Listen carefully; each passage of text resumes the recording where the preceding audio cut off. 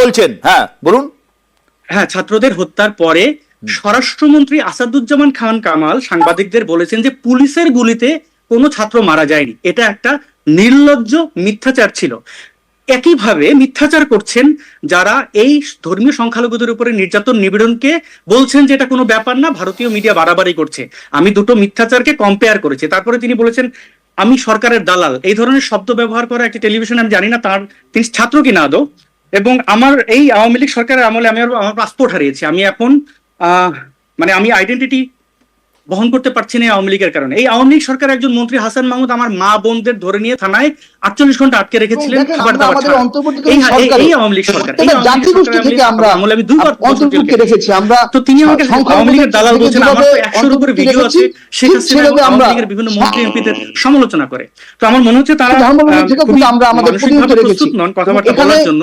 এভাবে নির্লজ্জ মিথ্যাচার করলে তো ইতিহাস এটাকে ক্ষমা করবে না। এরপরের ব্যাপারটা হচ্ছে যে আমি আরো দুটো উদাহরণ টানি। ঢাকা বিশ্ববিদ্যালয়ের জগন্নাথ হল, যেখানে হিন্দু ধর্মাবলম্বী ছাত্রছাত্রীরা থাকেন, কারণ তারা মুসলিমদের সাথে থাকতে অনেক জায়গায় সমস্যা হয় পূজা পার্বণের ক্ষেত্রে। তো সেই হলের দেয়ালে লিখে রাখা হয়েছে ভারত যাদের মামার বাড়ি দেশ ছাড়ো তাড়াতাড়ি, মানে হিন্দু ধর্মাবলম্বীদের উদ্দেশ্য করে এই কথাটি বলা হলো।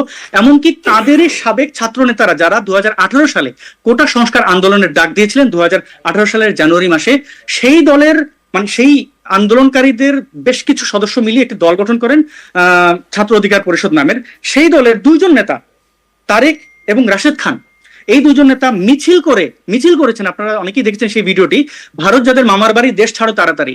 এই কথাগুলো তারা যখন বলেন, এরপরে বাংলাদেশের ধর্মীয় সংখ্যালঘুদের উপরে যে নির্যাতন নিপীড়ন চালানো হয় এবং সেটাকে যদি কোনো ছাত্র এসে জাস্টিফাই করে যে না এগুলো ঘটেনি এই কারণে বা এরকম কোনো ঘটনা ঘটেনি, তাহলে স্বরাষ্ট্রমন্ত্রী তাদের সাথে যেরকম রসিকতা করেছিলেন কোনো ছাত্র হত্যা হয়নি বলে এইরকক রসিকতা তিনি ধর্মীয় সংখ্যালঘু যাদের তারা মনে করছেন। আমি আসাদ রনির কাছে আসবো, আসাদ রনির কাছে আসবো। আসাদ রনি